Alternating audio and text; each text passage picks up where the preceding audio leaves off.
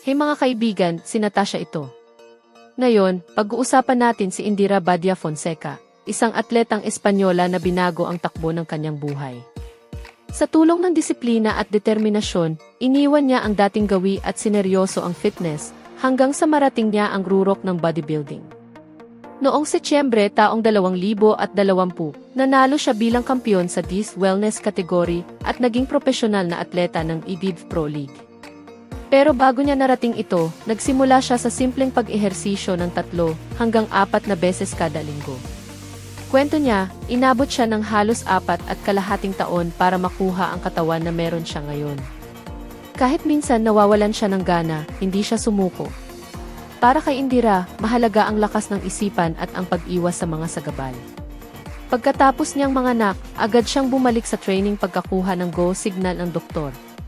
Ngayon, may mahigit 340,000 followers siya sa Instagram, kung saan ibinabahagi niya ang workouts, healthy lifestyle.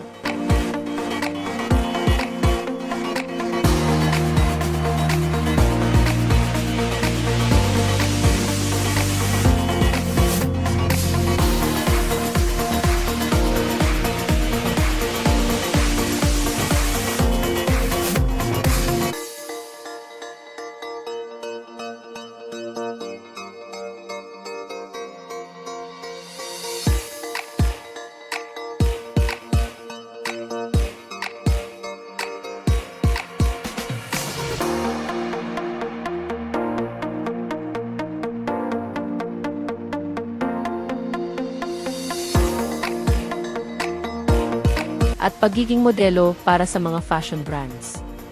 Kung gusto mong ma-inspire, sundan siya sa @Indira Badia. Huwag kalimutang i-like ang video at mag-subscribe sa channel para sa iba pang kwento.